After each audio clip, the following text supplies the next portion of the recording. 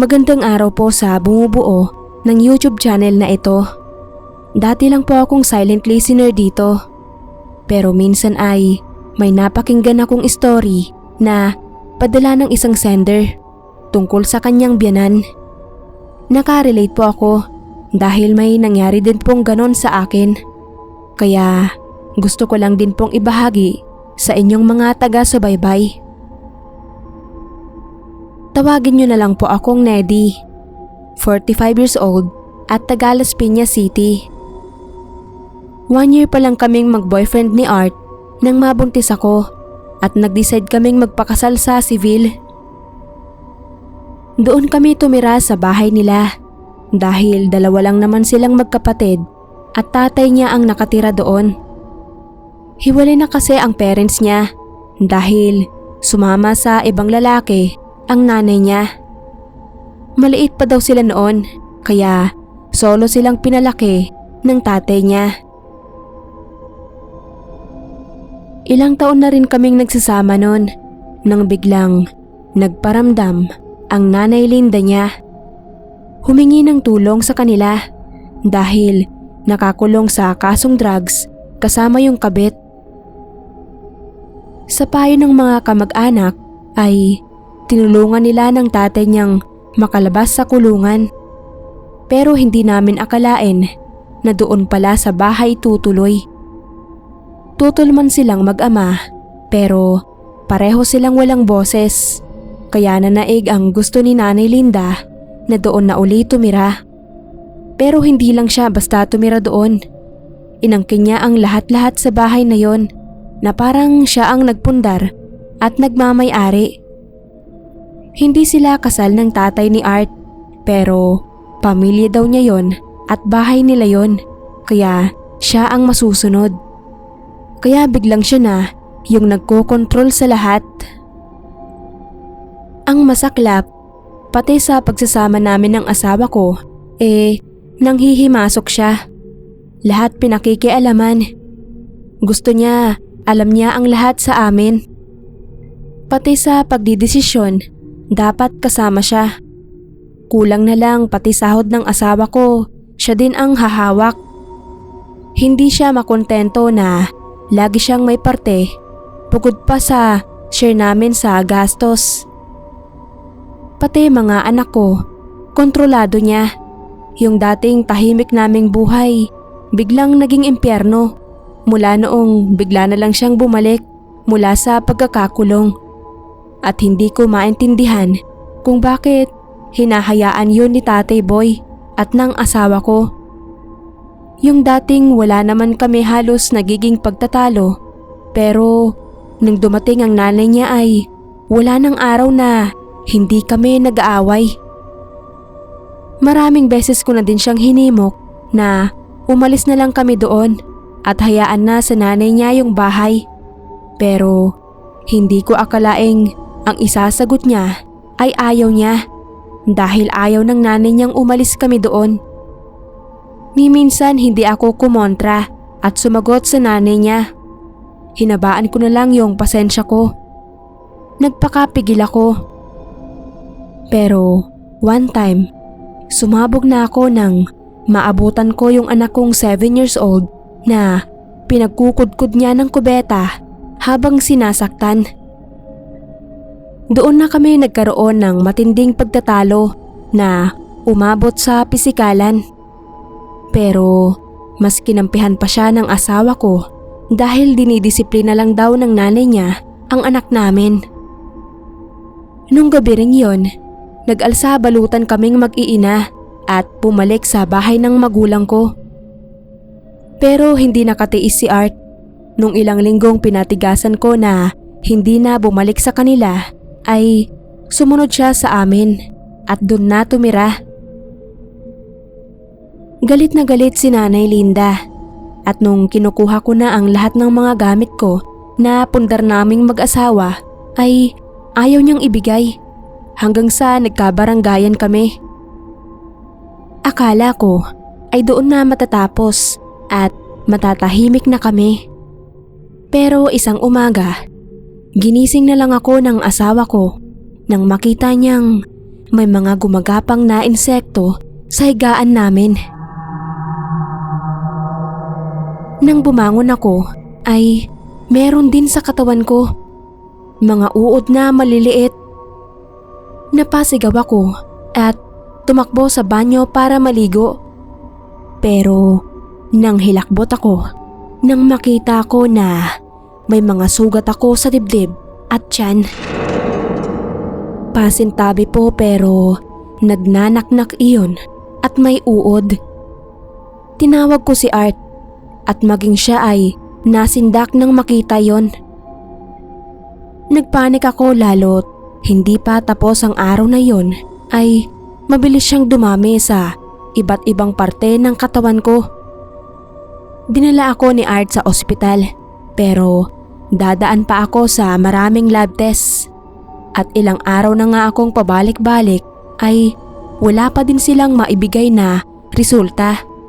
Patuloy pa ding dumadami ang sugat at hindi ko na magawang palapitin sa akin ang pamilya ko dahil mismong ako ay nandidiri at nasusuka sa malansang amoy.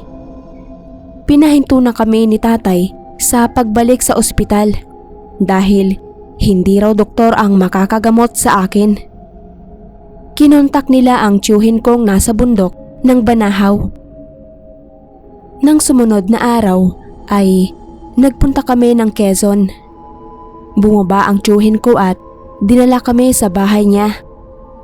Balot na balot ako nun dahil nabalot na din ng sugat ang buong katawan ko.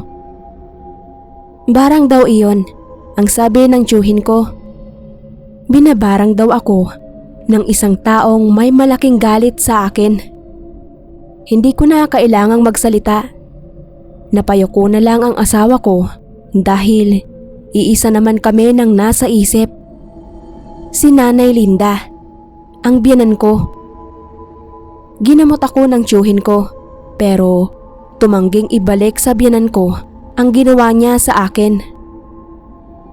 Karma na umusig sa kanya dahil isang araw ay nabalitaan na lang namin na nabaril at napatay siya ng isang riding in tandem dahil sa isyu ng droga.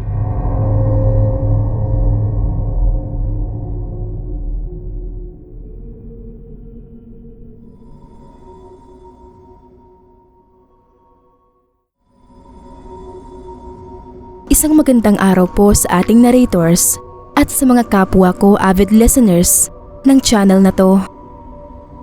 Itago nyo na lang po ako sa pangalang Sylvia ng Antique. Marami ang nagsasabi na may mga aswang dito pero hindi ako naniniwala doon dahil mula magkaisip ako ay wala pa naman akong nalaman o na-encounter ni isa sa angkan ko at mga kakilala.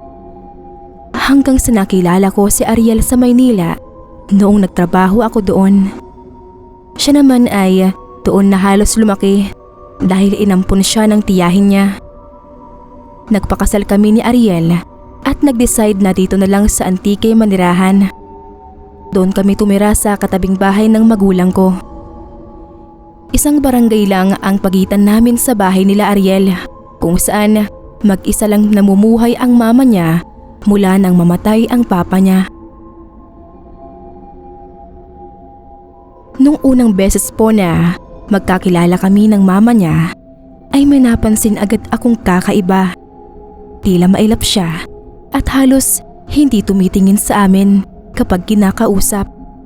Hindi siya pumipirmis at laging paiwas. Ang sabi ni Ariel ay hindi raw kasi talaga sanay sa tao ang mama niya dahil may konting diferensya. Iyon daw ang sinabi sa kanya ng tiyahin niya na kapatid ng tatay niya. Walang kapasidad ang nanay niya na alagaan at palakihin siya, kaya kinuha na lang siya ng tiyahin niya. Mabuti na nga lang daw na isa lang siyang naging anak, pero hindi naman yon itinago sa kanya. Sa tuwing umuuwi ng Antique ang tiyahin niya, ay sinasama siya nito kaya kahit paano ay nakikita din sila ng mama niya. Naawa ako sa kalagayan ng mama niya. Oo nga at nakakapagtinda naman ito ng isda sa talipapa. Kaya kahit papaano nakakaraos. Pero mag-isa na nga lang kasi siya at may edad na rin kaya gusto ko sanang ipisa na lang siya sa amin. Kaya lang nga, gaya ng sabi ng asawa ko, mas gusto niyang mag-isa. Kaya nga tuwing pumupunta kami doon, lagi niya kaming itinataboy. Naintindihan ko naman yon at okay lang sa akin dahil mabait naman siya. Pero halata mo talagang naiilang siya sa presensya ng ibang tao. Mga ilang buwan na rin kami noon ni Ariel sa Antique. Tapos may bagyong nanalanta doon. Nag-alala kami sa mama niya dahil malapit sa tabing dagat ang bahay niya. Hindi naman kami nakapunta agad dahil maging kami ay binagyo. Noong nakalipas na naging abala naman si Ariel sa pagkukumpuni ng nasira naming bubungan. Kaya ako na lang ang pumunta sa bahay ng binan ko para alamin ang kalagayan niya. Malapit nang dumilim noon kasi dumaan pa ako sa palengke para bilan siya ng mga pagkain. Pagdating ko sarado at madilim ang bahay, walang kuryente. Tinawag ko siya pero walang sumasagot. Kaya diniretso ko na sa kusina yung mga dala ko. Naghahanap ako ng kandila noon para masindihan nang mapansin ko ang isang pinto sa likod na bahagi ng kusina. Hindi ko alam na may pinto pa doon kasi hindi naman iyon yung banyo. Narinig kong parang may kumakaluskos doon. Naisip kong baka nandoon ang binan ko kaya lumapit ako ron. Pero natigilan ako nang may madinig akong kakaibang tunog. Kung alam niyo po yung tunog ng baboy na ngumangasab, parang ganon. Nakalapat ang pinto pero hindi nakalak, kaya binuksan ko yon habang tinatawag si mama. Sumalubong sa akin ang nakakasulasok na amoy pagkabukas ko ng pinto. Bigla akong napaatras.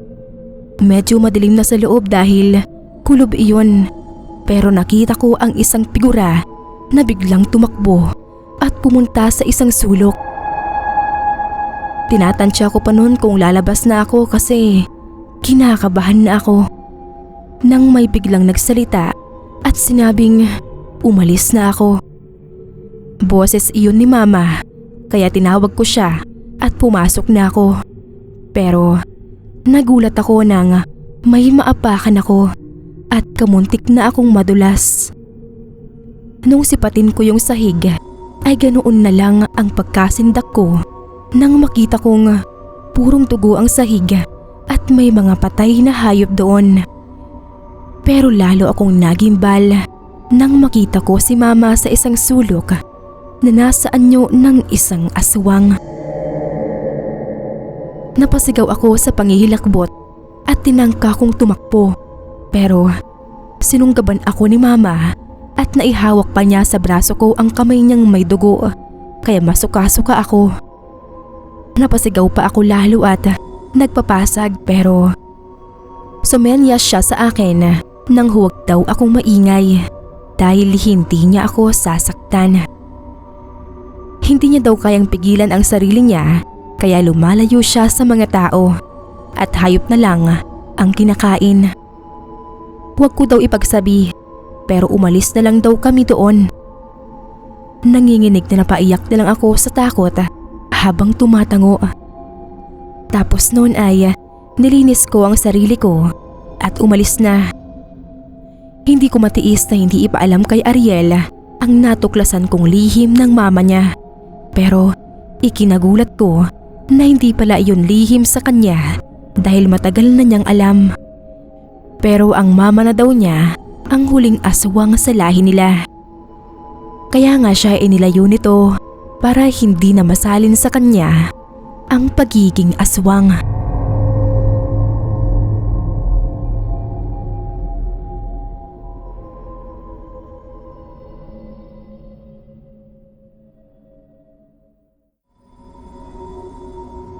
Magandang araw po. Ako po si Betty ng Parañaque. Yung karanasan ko po, tungkol sa mga biyanan ko na hindi ko nakilala. Pareho na kasi silang yumao nang magpakasal kami ni Jorlan, kaya sa picture ko na lang sila nakita.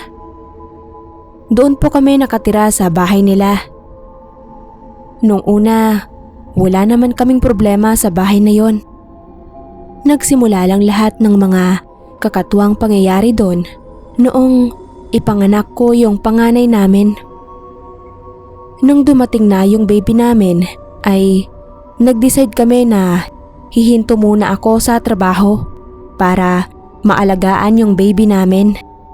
Pero hinahanap talaga ng katawan ko yung pagtatrabaho, kaya tumanggap ako ng work from home. Nasa 3 buwan pa lang ang edad ng anak ko noon. Isang gabi, nakasubsob ako sa laptop.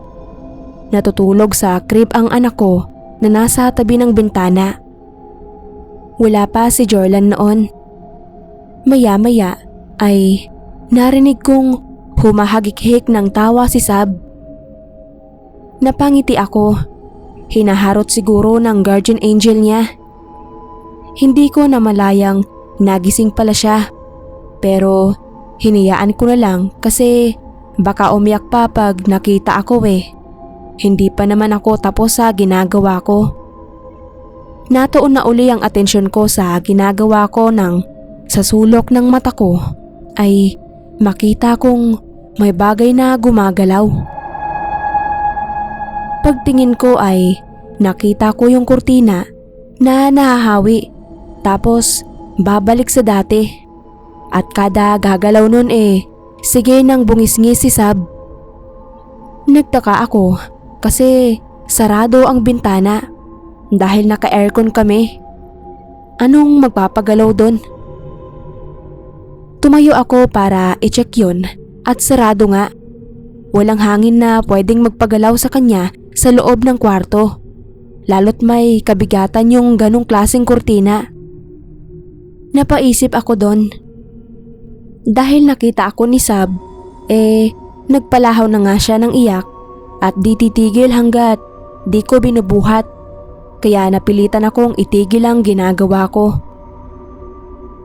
Kinabukasan, kaalis lang ni Jorlan.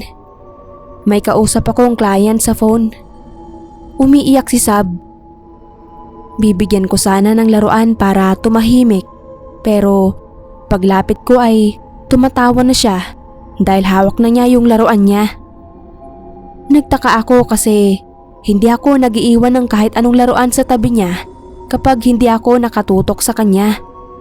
Paanong nakuha niya yon? Pagkatapos kong makipag-usap ay binalikan ko sa isip ko yon, pero sigurado talaga akong wala akong iniwang laruan doon. Nung sumunod na araw, naglalaba ako noon. Nasa crib pa rin si Sab, pero natatanaw ko naman. Nalimutan ko siyang itimpla ng gatas kasi nakatulog agad pagkatapos kong paliguan. Kaya sabi ko, paggising na lang. At yun na nga. Nagising na at nag-ihit ng iyak. Kaya nagmamadali talaga akong magtimpla. Pero bigla siyang tumahimik. At laking gulat ko nang makita kong dumidede na siya. Sigurado akong hindi ko pa siya naitimpla dahil hinugasan ko pa lahat ng bote niya. Bigla kong inagaw yung bote at chinek, kaya nag-iiyak si Sab. Pero parang bagong timpla yung gatas. Hindi ko mapigilan ang pagtaas ng balahibo ko. Sunod-sunod na yung mga kakatuwang pangyayari na yon. Parang may ibang kasama ako sa bahay na nag-aalaga sa anak ko. Sinabi ko na yon kay Jorlan, pero hindi siya naniniwala. Guni-guni ko lang daw yon, o baka dahil stress lang ako sa trabaho. Kaya tigilan ko na din daw yon at mag-focus na lang sa anak namin. Pero sayang kasi yung kita ko doon. Isang araw, nilalagnat si Sab, pero may hinahabol akong deadline. Kaya sobrang stress ko nun. Maya't maya ko naman siya pinupunasan at pinapainom ng gamot. Tinawagan ko si Jorlan. Sabi niya, dalhin ko na sa doktor yung bata. Sabi ko, sige. Pero pagtapos naming mag-usap tinapos ko na ng mabilisan yung trabaho ko habang tulog si Sab. Para kako pag naisubmit ko yun, makapag-focus na ako sa anak ko. Pero nagimbal ako. Nang paglapit ko sa crib wala doon si Sab. Para akong binuhusan ng malamig na tubig. Nangatog ang buong katawan ko at agad kong hinanap sa buong kwarto. Sa ilalim ng kama, sa sala, sa kusina. Pero wala si Sab. Nag-hysterical na ako. Tinawagan ko si Jorlan at galit na galit siya nang malaman. Wala akong maisagot kundi iyak at ewan ko. Noon ko narinig ang bungisngis ng anak ko. Sa kwarto ng mga biyanan ko iyon nanggagaling kaya napasugod ako doon. At ganoon na lang ang kilabot nang makita ko doon ang malabong aspirasyon ng mag-asawang biyanan ko. Kalong ni nanay si Sab habang nilalaro naman ni tatay. Panahilo ni Jordan sa cellphone na nabitawan ko sa sobrang pagkabigla. Pero hindi na ako makagalaw sa kinatatayuan ko. May ilang sandali ring nakatulala lang ako hanggang sa ibinaba ni nanay sa kama si Sab. Ngumiti silang dalawa ni tatay sa akin tapos unti-unti silang naglaho. Nang marinig ko ang iyak ng anak ko saka lang ako parang natauhan. Tinakbo ko siya at niyakap ng mahigpit habang umiiyak. Dahil doon, binitawan ko na din yung online job ko. Ipinagdasal ko ang kaluluwa ng mga binan ko at nagpasalamat sa pagbabantay nila kay Sab. At nangako din na aalagaan ko ng mabuti ang apo nila.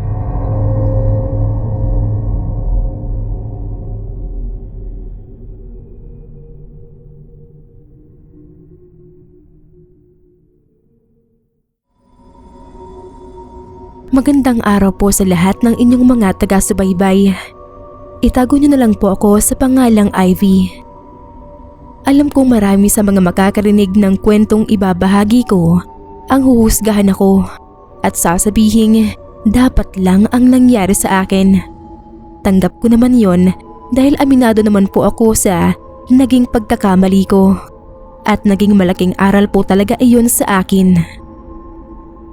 Seaman po si Benito at nakilala ko siya sa isang bar kung saan ako nagtatrabaho. Inakit ko siya dahil sa pustahan namin ng mga kaibigan ko. Matapos kong makuha ang pera, iniwasan ko na po siya kasi hindi ko talaga siya gusto dahil hindi siya magandang lalaki. Pero hindi ko akalain na ma-obsess siya ng husto sa akin. Nung time na yun, nagkaroon ng malaking problema sa pera ang pamilya ko at si Benito ang nakita kong solusyon kaya tinanggap ko ang alok niyang kasal. Ganoon na lang ang tuwa ng mama niya dahil sa wakas daw ay magkakaapo na siya. Pero wala akong balak na malahian nila. Akala ko noon ay aalis uli si Benito at magiging malaya ako. Pero hindi na siya umalis. Dahil may kaya talaga sila. Inasikaso na lang niya ang negosyo ng mama niya. Kaya wala akong nagawa kundi tiisin na kasama siya sa araw-araw. Dahil doon ay ginawa ko miserable ang buhay niya. Pinasarap ko ang buhay ng pamilya ko at namuhay ako sa luho. Akala ng mama niya ay mahal ko ang anak niya. Hindi niya alam na araw-araw ko siyang iniinsulto at pinapamuka na pera lang niya ang gusto ko. Habang sila ng mama niya ay wala namang ginawa kundi mahalin ako at pakitaan ng kabutihan. Sabi nga ng mga kaibigan ko ay swerte ko sa binan ko dahil spoiled ako at ibinibigay lahat ng gusto ko. Hindi kagaya ng ibang biyanan na kontra lagi sa manugang. Pero sa kabila nun, ay nagawa ko pa ring pagmalupitan at lokohin si Benito. Tinangay ko ang pera niya at sumama ako sa ibang lalaki, kay Jimmy, na totoong mahal ko. Nagtago kami at nagpakasasa sa pera ni Benito. Hindi kinaya ni Benito iyon at nagpakamatay. Siguro po ay talagang binalot na ako ng kasamaan at wala na akong budhi. Kaya nagawa ko pang magpakita sa mama niya at angkinin ang lahat ng naiwan ni Benito dahil kasal kami. Pero nagkamali ako dahil isinampal niya sa akin na peke lang pala yung kasal namin. Sinadya niya raw iyon dahil duda siya na mamahalin ko talaga ang anak niya. Sinayang ko daw ang pagmamahal at kabutihan na ibinigay nilang mag-ina sa akin. Kaya sumumpa siyang aanihin ko daw ang matinding puot niya dahil sa pagkamatay ng anak niya. Hindi ko po alam noon kung anong ibig sabihin niya, pero hindi pa katagalan ay sunod-sunod ko nang naramdaman ang sinasabi niyang puot. Puro kamalasan ang inabot ko dahil hindi ko na maibigay ang luho ni Jimmy ay ipinagpalit niya ako sa mayamang matanda. Ang masaklap, buntis na ako noon. Naabo sa sunog ang bahay namin at nadamay pa ang nanay ko. Dahil wala akong alam na gawin kundi mambudol ng mga maperang lalaki, ay wala akong matagalang trabaho. Kaya hindi ko alam kung paano ko bubuhayin ang anak ko. Galit na galit ako sa mama ni Benito. Alam kong dahil sa sumpa niya, kaya nagkaganon ang buhay ko. Nasabi ko pa na dapat lang na mawala si Benito. Pero hindi pa pala doon nagtatapos ang lahat. Wala na akong masulingan noon. Tinanggihan ako ng mga kaibigan ko na nakinabang sa akin. Wala din akong napala sa pamilya ko dahil wala na rin silang makuha sa akin. Kung saan-saan na lang ako natutulog noon. Pahirap pa yung dinadala ko. Hindi ko alam kung dahil sa depresyon noon, kaya kung ano-ano nang mga kakatuwang pangyayari ang nararanasan ko. O sadyang inuusig lang ako ng konsensya ko. Madalas nakikita ko si Benito nakangisi sa akin, pinagtatawanan ako. Minsan naman naririnig ko yung boses ng mama niya, galit na galit. Sinusumbatan ako, sinusumpa ako. Isang gabi, natutulog ako sa Center Island sa gitna ng mga halaman. Ginising ako ng isang pulis dahil bawal daw doon. Pero pagtingin ko ay napasigaw ako dahil nakangising mukha ni Benito ang nakita ko. Sa takot ay nagtatakbo ako nang bigla akong may mabangga. Nasindak ako nang makita ko ang mama ni Benito. Galit na galit siya. Nanlilisik yung mapupulang mata niya at paulit-ulit niyang sinasabi na sumpain ka, sumpain ka. Tumakbo ako ng tumakbo hanggang sa naramdaman ko na lang na tumilapon ako kung saan.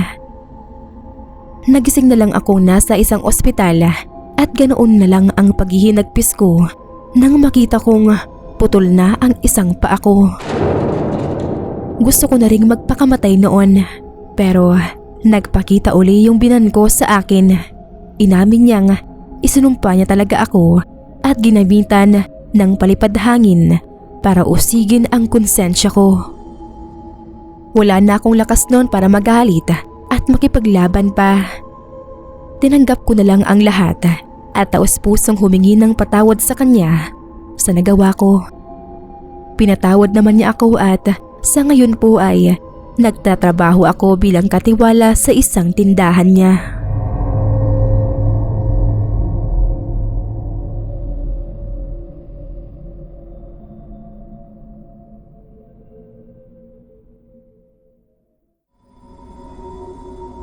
Ako po si Mabel, mga kapasta.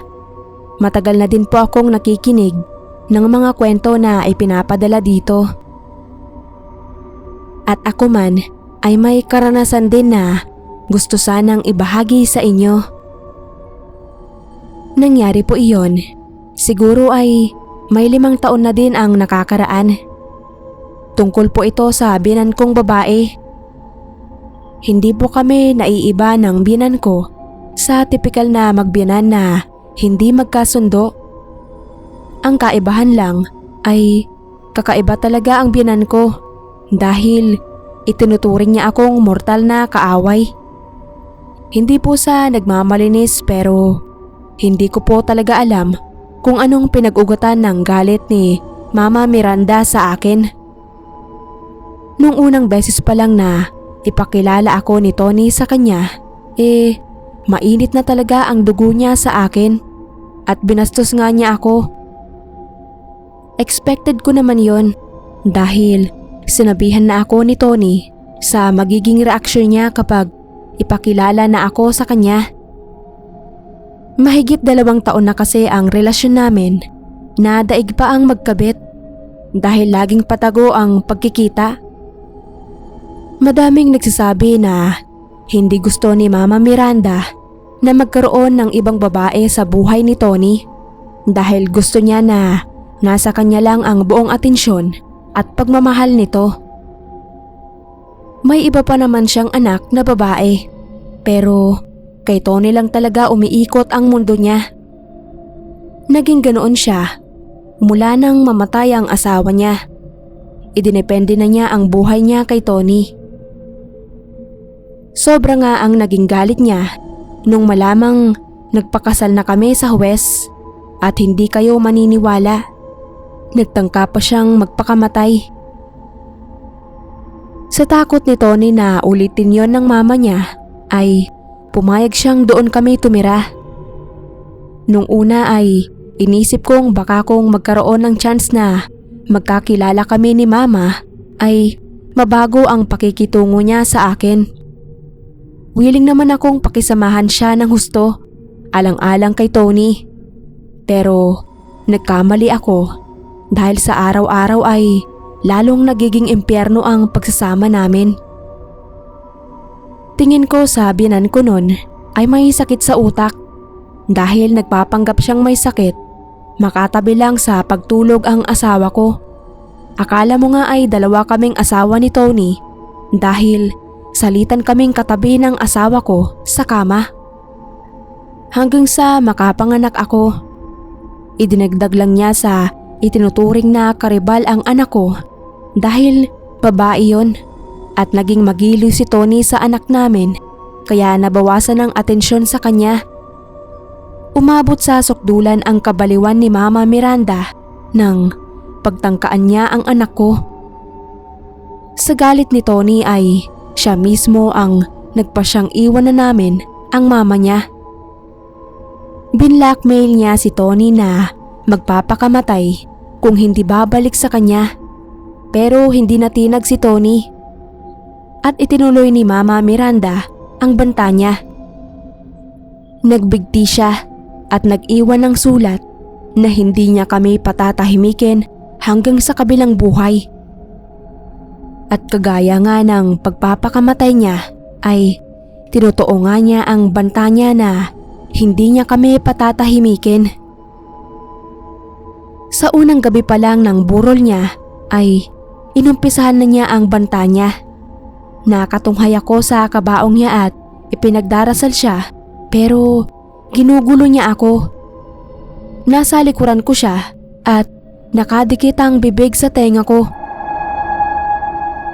Sinasabayan niya ako sa pagdarasal pero iba ang sinasabi niya. Kasalanan ko daw kung bakit siya namatay. Inagaw ko daw si Tony sa kanya. Nangangalisag ang balahibo ko pero hindi ako nagpatinag. Pumikit ako at taimtim na nagdasal hanggang mawala siya. Nang mailibing siya, kahit anong pilit ni Tony ay hindi kami sumamang pabalik sa kanya sa bahay nila.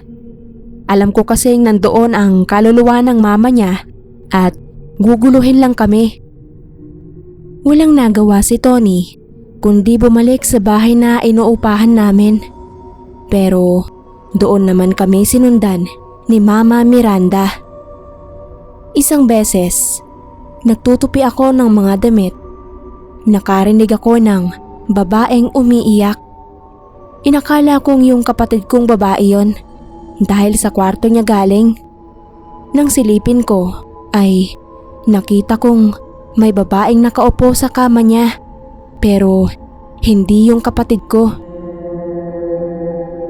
Kinabahan na ako at umatras. Pabiglang humarap yun at napaigtad ako ng mukha ni Mama Miranda ang nakita ko. Puro puti yung mata niya at tumatawa siya ng nakakaloko. Sa takot ay patakbo akong lumabas ng kwarto. Minsan kalong ko si Tony, ang anak namin, hanggang sa makatulog silang pareho na nasa dibdib niya yung bata. Nagulantang na lang si Tony nang biglang umiyak yung anak namin. Tapos nakita niya na parang may humihila dito pababa. Matapos yon ay nakita naming may mga mumunting kurot sa braso at binti yung bata.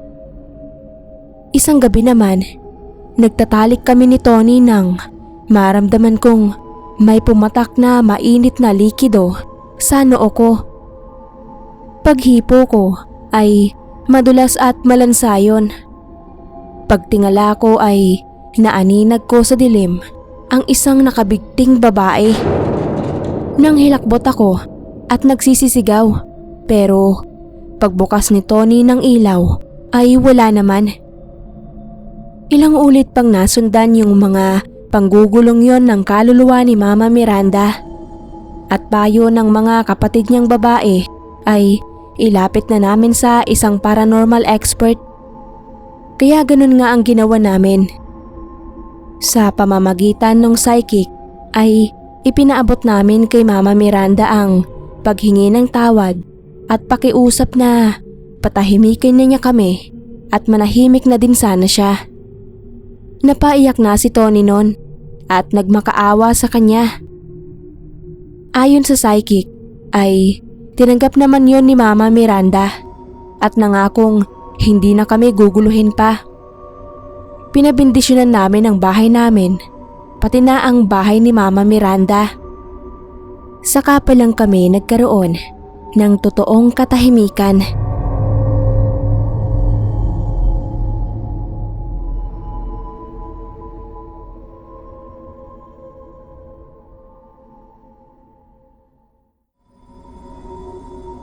Ako po si Myla.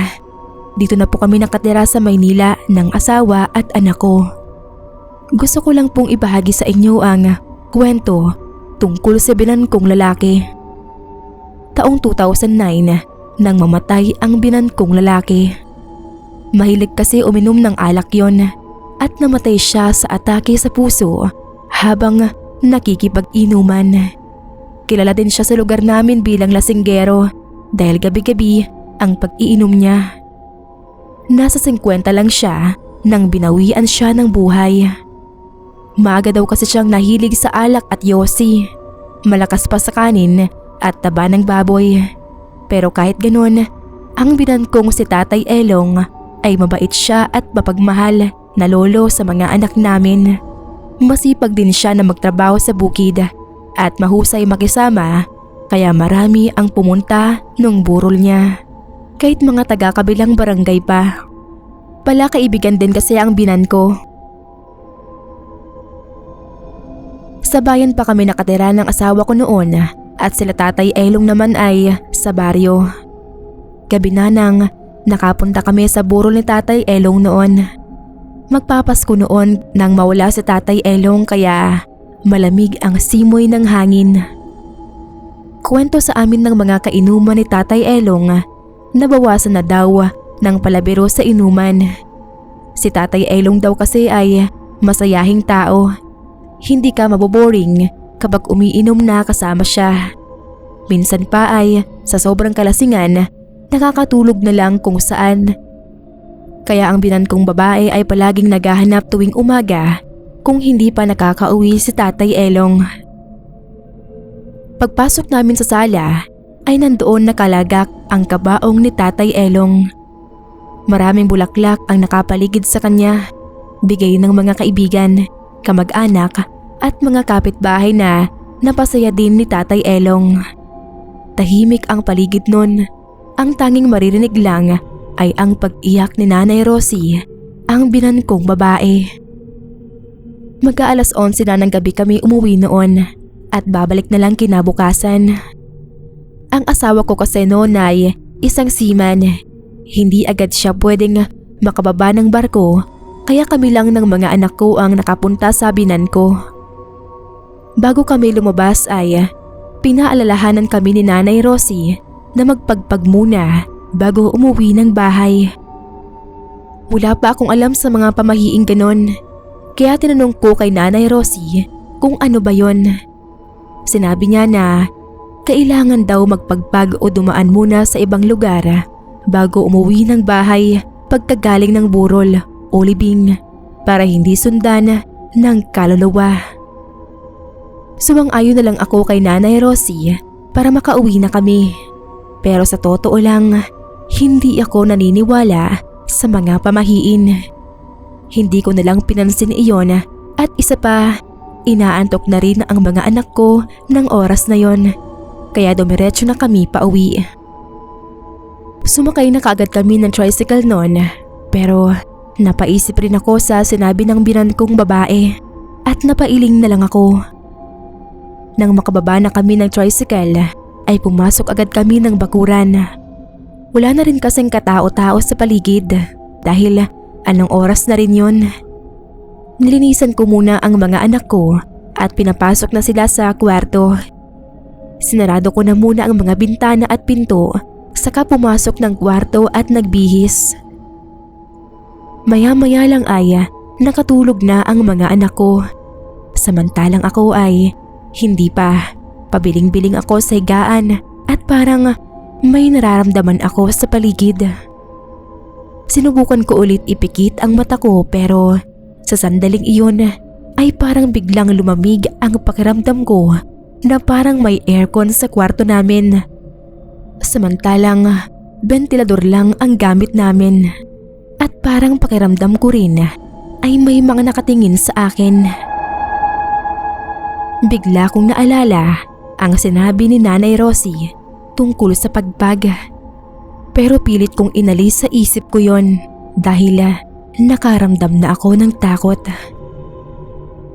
Maya-maya pa ay nakarinig ako ng kaluskos sa sala. Hindi ko na magawang bumangon para tignan yon dahil baka kung ano lang ang makita ko. Nanlalamig na ang pawis ko dahil sa kaba. Maya-maya pa ay nawala na ang mga kaluskos na yon at pinalitan naman ng amoy ng sampagita na parang nakadikit na sa ilong ko ang bulaklak dahil sa tindi ng amoy. Kinilabutan na ako sa pagkakataong iyon, kaya bigla na lang akong nagtalukbong ng kumot at umusal ng dasal ng paulit-ulit at humingi ng tawad kay Tatay Eloy na hindi kami nakapagpag. Maya-maya lang ay nawala na ang amoy pati ang kilabot na naramdaman ko. Hanggang sa nakatulog na ako at pagbalik namin kinabukasan sa burol ng binan ko ay nagpagpag na kami. At hindi na ulit ako nakaramdam ng kakaiba pag-uwi namin.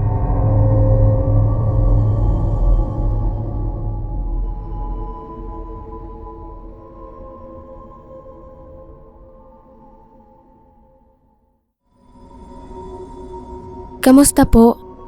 Ako po si Eloisa. Gusto ko lang po ibahagi sa inyo ang kwento ng biyanan kong si Nanay Dory noong nasa hospital siya. Ako kasi ang naging tagabantay ni Nanay Dory noon, taong 2019 pa. Sa isang ospital sa Maynila ito nangyari. Hindi ko na po sasabihin ang pangalan ng ospital. Malapit po ako sa biyanan kong si Nanay Dory. Mabait po kasi siya at mahal na mahal niya talaga ang mga apo niya. At isa pa, siya na ang parang naging nanay ko simula nang mawala si mama. Kaya ako na ang nag-offer na magbantay sa kanya sa ospital. Malaki na din naman ang mga anak ko, kaya naiiwan ko na sila sa bahay. Isa pa, kami lang din naman ang kasama ni nanay sa bahay dahil ang iba niyang anak ay nasa probinsya. Sinugod namin sa ospital si Nanay Dory noon dahil nahirapan siyang huminga. Ako lang ang naiwan sa ICU noon na kasama si Nanay Dory dahil ang asawa ko ang nag-aasikaso ng mga papel ni Nanay Dory at pati na rin ang perang ipambibili ng gamot niya. Gabi na noon at hindi pa nakakabalik ang asawa ko. Medyo inaantok na rin ako ng oras na iyon kaya yumuko na lang ako sa gilid ng kama ni Nanay Dory para umidlip lang saglit habang inaantay ko ang asawa ko. Malalim na ang tulog ko noon nang maramdaman kong biglang umuga ang higaan ni Nanay Dory. Kaya nagmulat ako ng mata at tumingala. Nakita kong pabiling-biling siya ng ulo at humigpit ang kapit niya sa kama niya. Nataranta ako nang makita na ganon ang nangyayari sa biyenan ko. Kaya tumayo ako at tumawag ako ng doktor. Bago ako makalabas ay may nakita akong anino sa may kurtinang puti na nagahati sa kama ni Nanay Dory sa kabilang kama. Mataas ang anino na yon na may hawak ng mahabang bagay na para bang karit ang dulo at palakad-lakad. Hindi ako nakakilos agad at nagtayuan ang mga balahibo ko. Gusto kong itabo yung aninong yon pero hindi ko maigalaw ang mga kamay ko. Nanginginig ang mga tuhod ko ng oras na yon. Hindi ako makatayo pero kailangan kong tumawag ng tulong para sa biyenan ko. Kaya sumigaw ako ng malakas para makatawag ng pansin sa mga nurse sa information. Maya-maya pa ay lumapit na sila at tinignan ang lagay ni Nanay Dory. Inilayo naman ako ng mga nurse sa biyenan ko para ma-check nila mabuti. Habang nakatanaw ako kay Nanay Dory ay nawala naman sa kurtina ang anino na nakita ko kanina. Maya-maya lang ay dumating na ang asawa ko at niyakap ko siya pero hindi ko sinabi sa kanya ang nakita kong anino sa tabi ni Nanay Dory.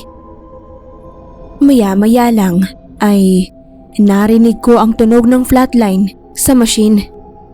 Kinalabutan ako ng sobra. Inakala ko na ang biyenan ko na wala na ang biyenan ko dahil nakita ko na naman ang anino na may kasama ng bulto ng isang babae. Pero nagulat ako nang may mga nurse din na nagpunta sa katabing higaan ni Nanay Dory. Ang matanda pala sa kabila ang binawian ng buhay. At nang lumabas na ang mga nurse na tumingin kay Nanay Dory, sinabi nila na maayos na daw ang kondisyon nito. Kailangan lang daw maagapan ang kondisyon ng biyenan ko para hindi lumala. Sobrang nagpasalamat ako dahil maayos na ang lagay ng biyenan ko at hindi siya nagawang kunin ng aninong nagpakita sa tabi niya.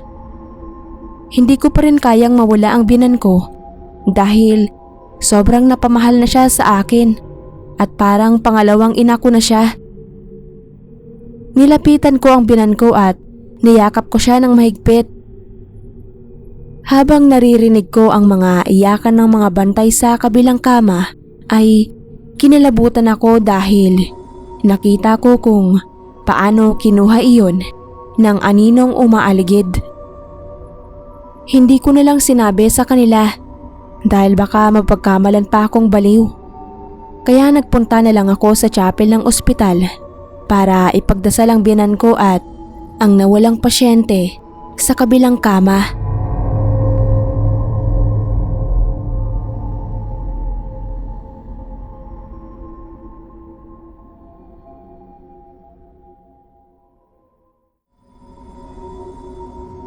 Ako po si Rosalie.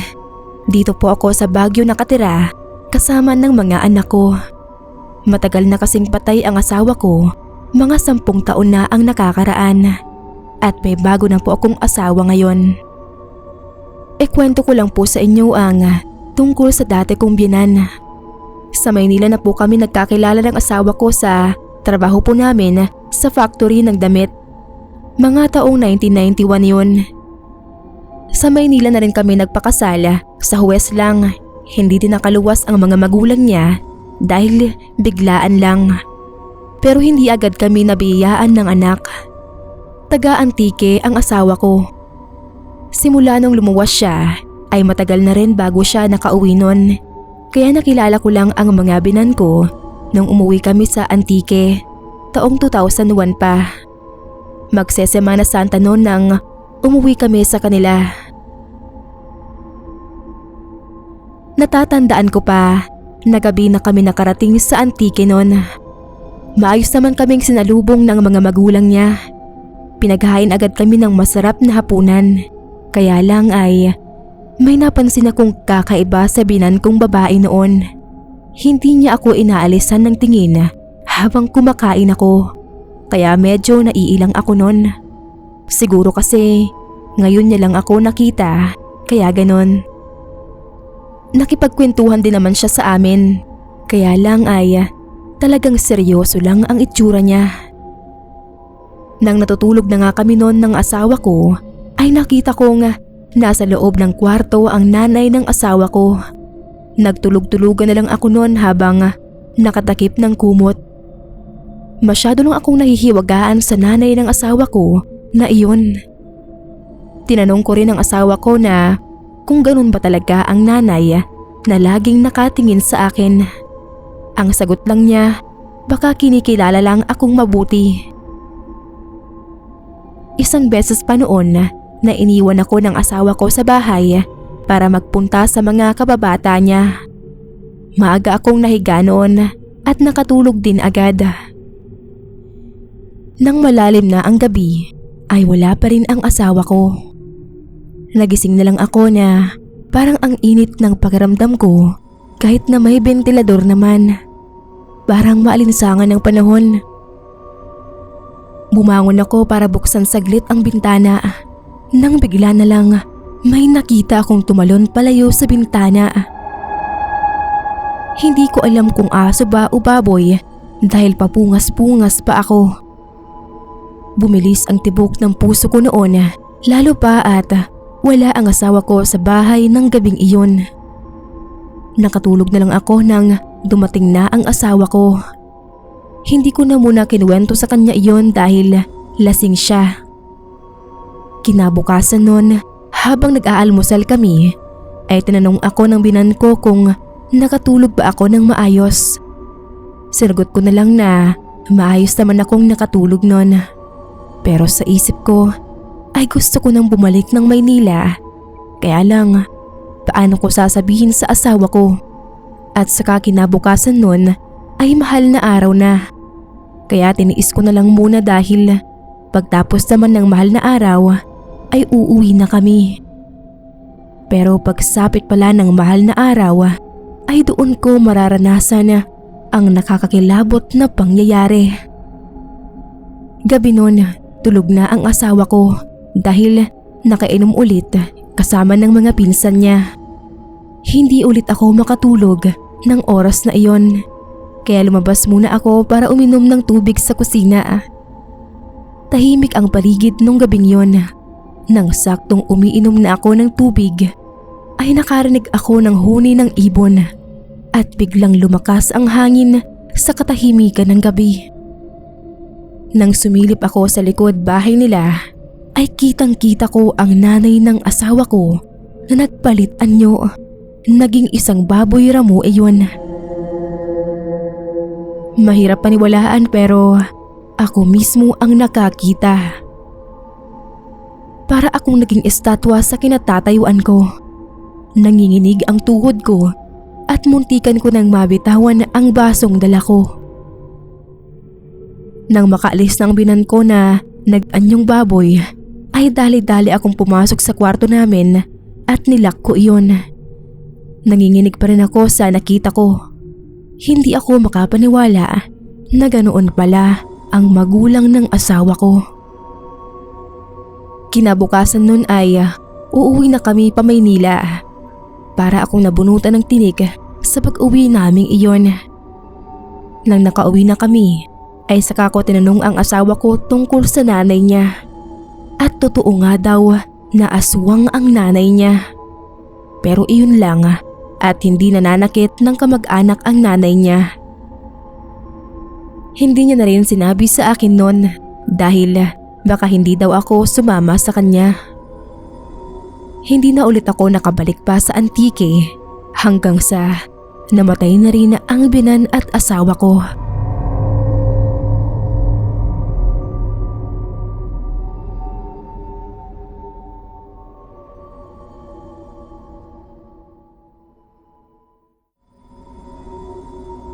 Ako po si Loida. Dito kami nakatira sa Bicol ng asawa at anak ko.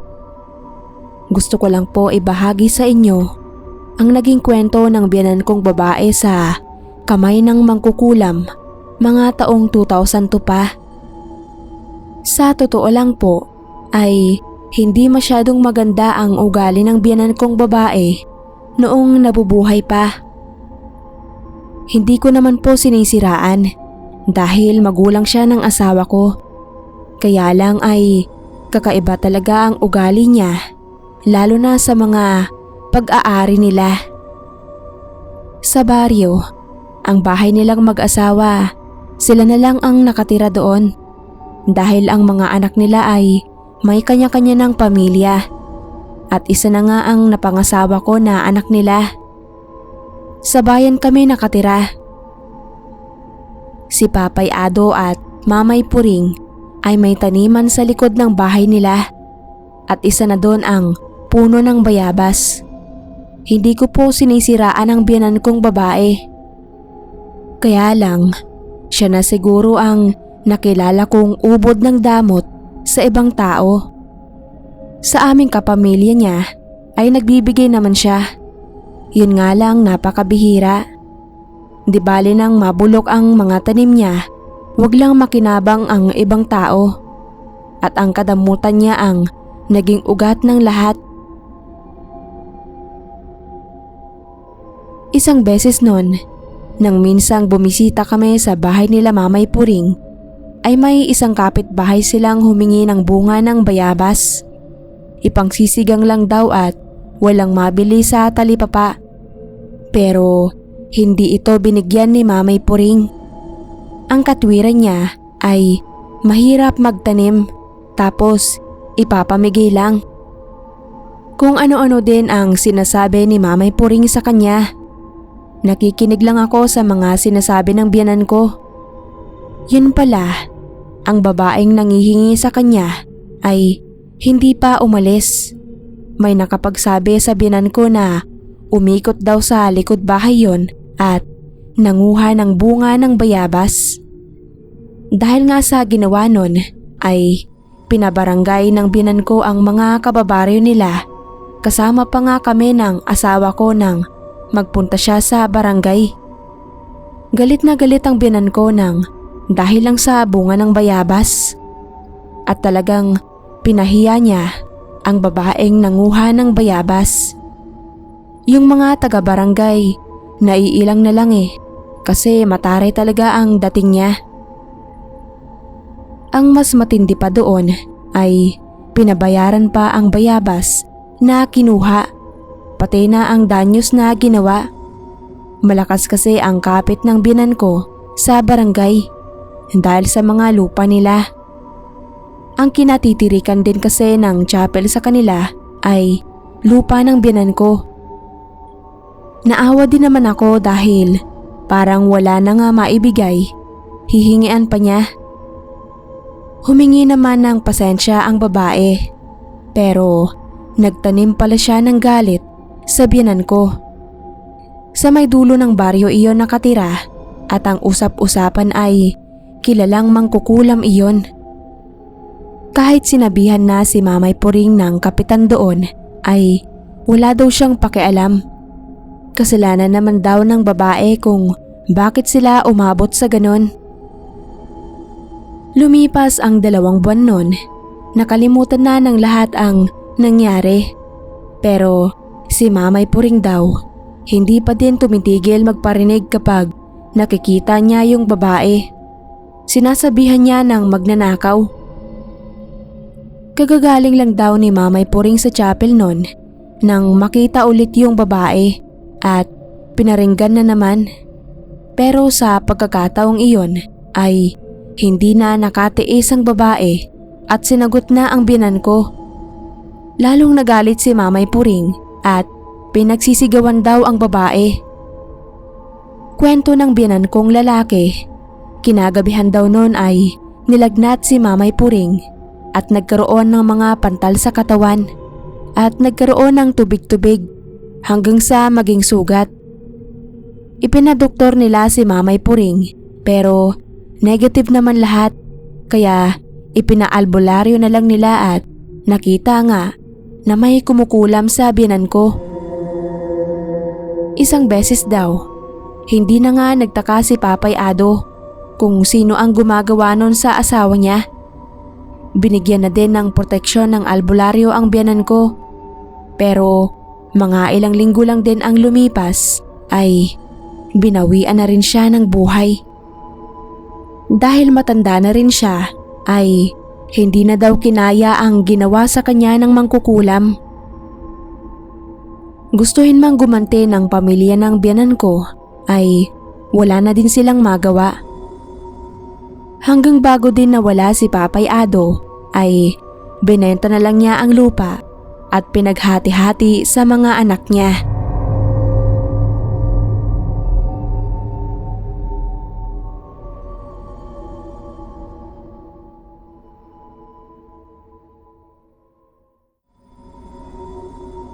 Kamusta po? Ako si Melinda, taga Cebu.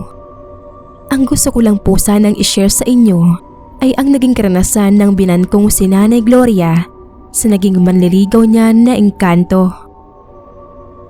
Retired teacher na po ang biyenan ko at naging karanasan niya to nung nagtuturo pa siya sa public school dito sa Cebu.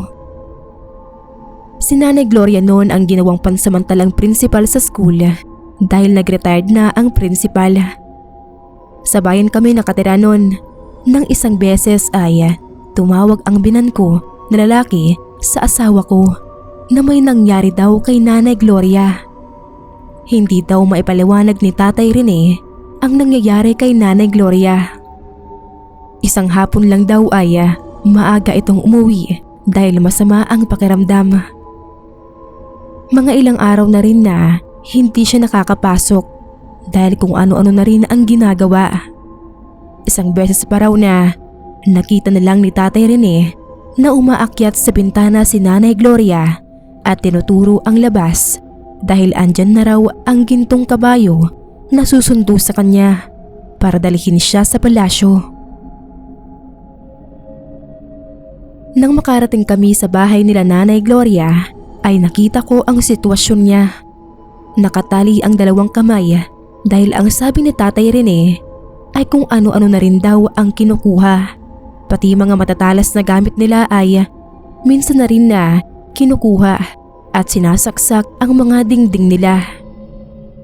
Lumalabas din daw si Nanay Gloria sa gabi para bumili ng kaning itim. Binilhan din ng asawa ko ng brown rice si Nanay Gloria. Pero ayaw niya daw doon.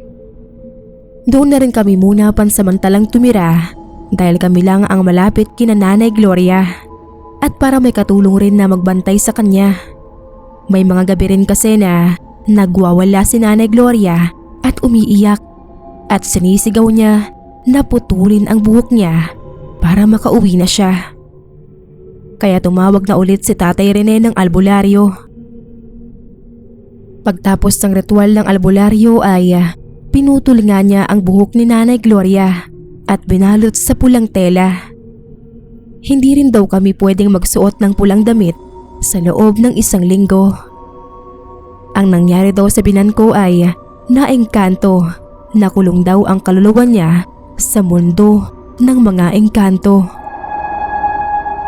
na maglaruan daw siguro siya sa school kung saan siya pumapasok. Pagtapos ng isang linggo ay himala nang umayos si Nanay Gloria. Pero wala siyang maalala sa kahit anong ginawa niya.